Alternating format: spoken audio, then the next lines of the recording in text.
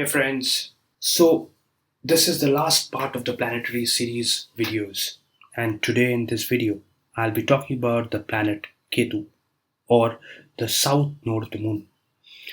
In my last video I explained about Rahu and I gave some information about Ketu as well, because Ketu is not complete without Rahu and Rahu is not complete without Ketu, and they're always aspecting each other. So if Ketu is in the seventh house, Rahu will be in the first house. If Ketu is in the third house, Rahu will be in the ninth house. Hence, they kind of two planets which are exactly opposite to each other, hence they cannot be separated. And hence, if you want to understand Ketu, you need to understand Rahu as well. If you want to understand Rahu or the north node of the moon, you need to understand the south node of the moon or Ketu as well. They go hand in hand. Now, Rahu is about expansion. Rahu is about present life. Now, in astrology, they tell that whichever house Rahu is placed, you are looking to fulfill in this house those aspects of life. You have not got that in your previous life, hence, you have taken a birth in this life to fulfill those aspects of life. Say, for example, if Rahu is in the is in the seventh house, which means that you have not been really successful, or you have not been really into relationships, or you may not be very successful in relationship, hence you have come to this life where relationships is very important for you. You are desperate about relationship. It's not in a good way. Rahu is a cruel planet, so it's not in a good way. Similarly, whichever house Ketu is present, you are kind of an expert in that house. You know about the matters of that house comes easily to you. So if Ketu is in the 10th house, that means that you have been pretty successful in your career in the previous life, or you have done pretty well in your career in your previous life. Hence, in this birth, that may not be really an important aspect for you, because you have already accomplished a lot of things from in your previous life. Hence, in this life, that particular thing may not be very important for you. Hence, what happens is, because Ketu is in that house and you have already seen that, done that in your previous life, you kind of don't feel comfortable in that particular aspect of life in this life. So, so people having Ketu in the 10th house, for example, may not be very satisfied with their job. Maybe switching jobs easily. Maybe going into different kind of jobs, trying different things. They may not be happy in that particular environment.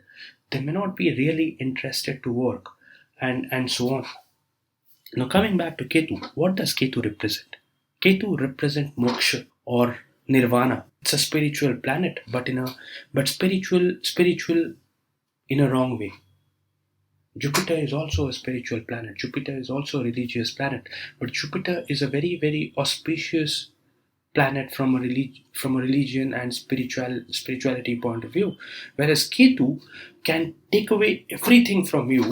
Hence, you will be pushed toward the moksha and nirvana, and you will look going into the into isolation and so on. So Ketu kind of in a negative way takes you towards the spiritual life, whereas Jupiter takes you in a more positive way. So this is what generic difference between Ketu and Jupiter. Now, Ketu is also about isolation. Hence, Ketu represents asylum. Ketu represents monasteries, spiritual retreat or spiritual centers, prisons, etc. Now, Ketu is a planet. Does pretty well in the 12th house. It does well in the 4th house. It does well in the ninth house. It does well in the to some extent in the 8th house as well, because these are the houses which represents some aspect of spirituality. Because most of these houses, right, moksha houses, right, the 4th, the 8th, the 12th, these are all spiritual houses, and hence Ketu does pretty well here. Similarly, in the ninth house, in the ninth house, Ketu also does well, because ninth house is about long distance travel for religion, or for religion reasons. Ninth house is about religious higher learning and so on. So Ketu kind of does well in these houses. Also, another reason why Ketu does well in the fourth house and and in the ninth house and in the 12th house, because Rahu also does well in the house it is placed when Ketu is placed in the fourth house. So Rahu does well in the 10th house. If Ketu is placed in the ninth house, Rahu is placed in the third house. Rahu is pretty comfortable in the third house, and Ketu is pretty comfortable in the ninth house. Similarly, Rahu is comfortable in the sixth house, and Ketu does pretty okay in the 12th house as well, because 12th house is about the last phase of your life, or to go out of the materialistic world, and it's about spirituality. Hence, Ketu does pretty well here.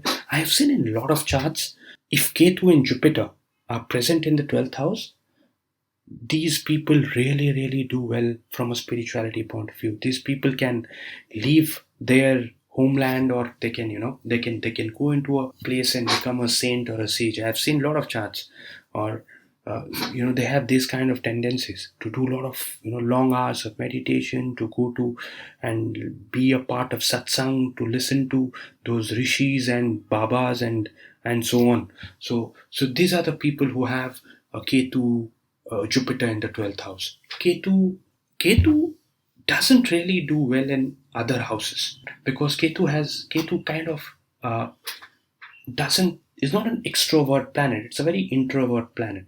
Hence, in most of the other houses, it doesn't do well. Second house, which is about family, which is about speech, that's not where Ketu does well. Similarly, in the 10th house, as I said you before, Ketu will not do really well, because Ketu loves isolation. Ketu is into spirituality. If you give that kind of a planet to go to office and work, it may not enjoy that. Similarly, Ketu in the fifth house also doesn't do really well, because if it is present in the fifth house, that means that you had strong relationship, or you had strong connect, or you're pretty good as far as handling children are concerned. Hence, in this birth, you're not really interested with that. Hence, Ketu in fifth house can sometime be, if it has some bad aspects, can sometime be difficult from a birth of a child point of view. It's not that you will not have a child, I'm not saying that, but there can be some complications during pregnancy. Not in all cases, but if there are very strong influence and negative one malefic influence on Ketu in the fifth house, then there is a possibility. Or else, generally, if Ketu is in the fifth house, that can be possibility of good children as well, because you have already accomplished that in your last life. Now, Ketu doesn't really do well in most of these houses, even in the seventh house. Now, in seventh house, I've seen Ketu in the seventh house, again having aspect from other planets, can make a person stay away from relationship. A person may not be interested to get married or get involved into relationship. These are the people who will, again, like Ketu in the 12th house, these are the people who will love to go into a meditation center, or a ashram, and start doing meditation there, go the spiritual way. I've seen a lot of people with this combination do that. Also, Ketu Mahadasha can be really tough. Generally speaking, whenever a person, if Ketu is not strongly placed, or is not having benefic association with it, it can be really tough. Ketu Mahadasha is considered to be one of the most difficult time period, because Ketu will show you the reality.